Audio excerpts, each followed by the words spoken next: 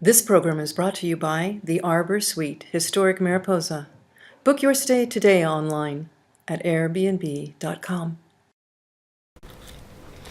So hi, and welcome to A Little Bit of This and That in Mariposa. I'm your host, Carol Dewey, and today with me I have glass artist Becky Caraco.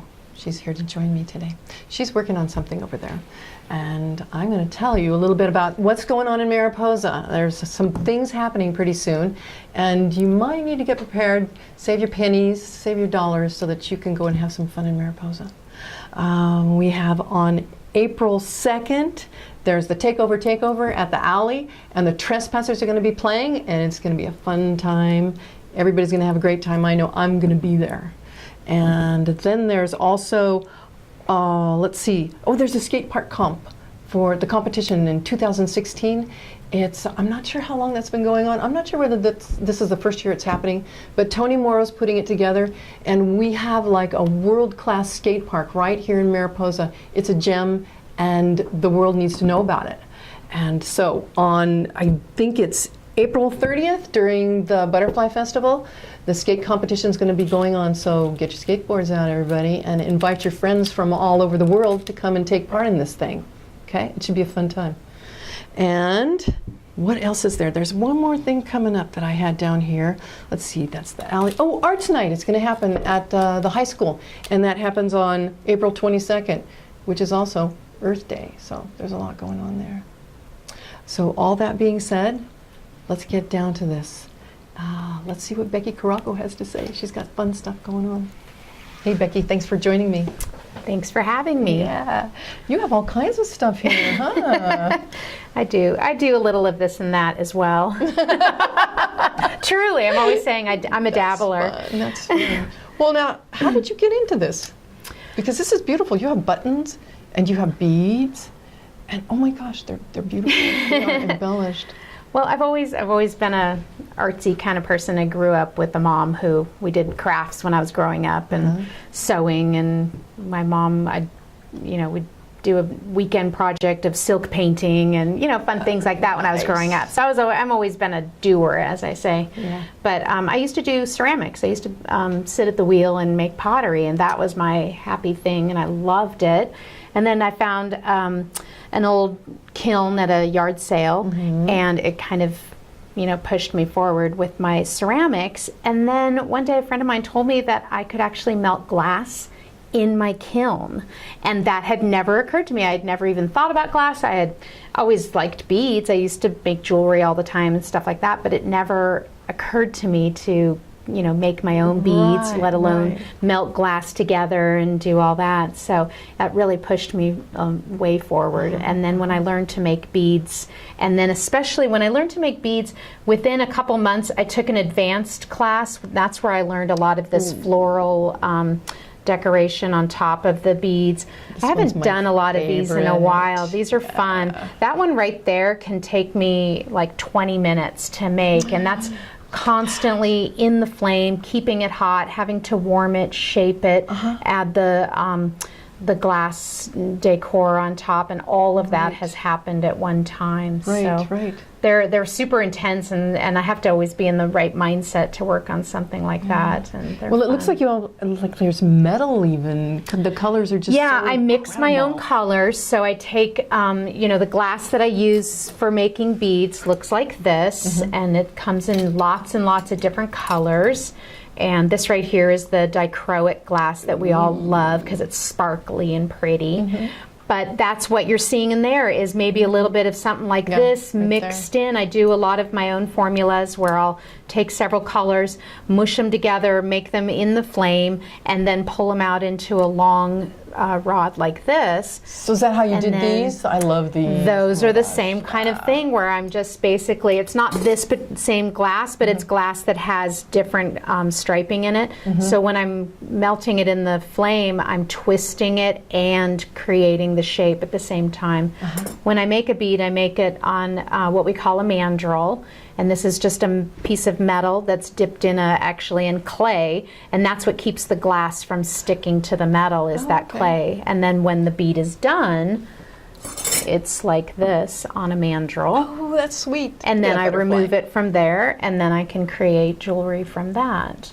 Yeah. So yeah, so the beads really became my favorite thing, and I am one of those that always has to have a purpose for everything I do. So just making random beads wasn't enough. I had to make beads for my jewelry, and then I'm a knitter, so I started making beads and different things for embellishing knitting, and then along the way several friends got me interested in making actually buttons with the 2 holes. So it's like having building it on 2 mandrels to make the button, and then that way it's one of those things where you're embellishing something handmade with handmade, and it just is so much fun. So that's become kind of a little niche for me. I sell to a lot of knitting shops, different kinds of buttons. I have my single hole buttons and different kinds of, that one's fun with the ruffles. And then this year I started making even clear buttons. I'm all into color, but clear is awesome too because it shows whatever color the yarn is, and it shows that off too. So yeah, so that became one of my little niches. But I'm always going to be a jewelry artist. I love making jewelry. I love taking my beads and turning them into something, you know, that I had in mind, just a simple pair of earrings, but then taking a beautiful gemstone chain and adding a simple bead to that. And then of course, and this is gonna, actually I'm gonna be teaching a couple classes coming up in April and May. This is gonna be one of the classes I'm gonna teach. This is a really fun necklace. It's just a whole little mishmash of pearls and my glass beads and some gemstones and whatnot. And it's beautiful. Actually crocheted with a crochet hook. Crocheted? Yes. I don't know how to crochet anything but a single chain, but hey, I make it look good. That's beautiful. It's just a fine little thread of wire, and all crocheted on there. It's a really fun necklace to make. So I'm going to be doing that as a class coming up, and I'll be announcing the classes on my Facebook page on Becky Caraco Designs. So that is going to be a class, and then also the earrings like what I'm wearing. There's another pair here in the green. That's going to be another class that I'm going to be offering as well. This one's perfect for Easter. It's a little lamb. little lamb. Little lamb. And you can imagine, so knitters go crazy over lambs because that's where wool comes from. Sure. So this is actually a pin, but I also do sheep buttons as well. And this is a little horse, but I also do sheep charms as well. Now knitters use what is called, that's brand new. I just started making horses. But knitters use what's called stitch markers, and that's how they mark their way when they're doing a really difficult pattern in like a sweater, like the cables and things. So they'll mark their way along and then knit it out as they go each row, and then they're done, and then you have your stitch markers again. And the new thing now is to not use just boring plastic stitch markers, but to have beautiful embellishments that you enjoy working with and looking at every time you come back around.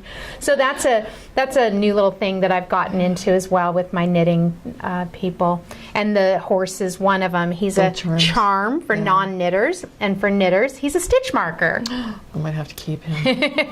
Well, it looks like you do beautiful things. Thank you. And can we get these locally? Of course. So most people know that I have been at the Mariposa Marketplace for many years, actually since they opened 7 or 8 years ago. It's right across the street, right here in downtown Mariposa. And you might even catch me there. I'm only there a few times a month, but I have a nice little sampling of things. And then of course I have my studio out at my home, and anybody can come out and, well, call me first, of course. Call me and come out, and I do a lot of designing of special things with people, and that's where I'll be holding my classes as well. And excellent. And you're going to be a part of the Rotary's Art and Wine Festival too, aren't you? I am. I did it for the first time last year, and it was really fun. I've actually wanted to do it for years and years, but the dates have never lined up properly with, you know, the things in my life. And so it's really fun because I actually do demos as well. I bring my little portable torch and do demos, and it's always amazing to see the looks on everyone's faces when they see see glass melting right in front of them. I've always enjoyed it. I always It's liked fun. it. Yeah, it's very interesting. I make my worst beads though when I'm demonstrating. Those are the so you giveaways, know, right? yes, those are the giveaways. So everybody line up and yeah. I do. I give them away usually to the kids because they, you know, when I'm talking and when I'm trying to find the flame because the wind will blow and the flame will Right. go all over, and it's hard to see when I work outside with the torch because it pretty much becomes invisible. Right. So I make pretty bad beads, but you can at least see the process. Well, thank you, Becky, and hopefully everybody will get down to the Arts and Wines Festival and be able to see her in the process of making something beautiful. As for me, I think I have to take this home. You can have him. Thank you. You're welcome. And thanks for joining us on a little bit of this and that in Mariposa, and we'll see you again soon.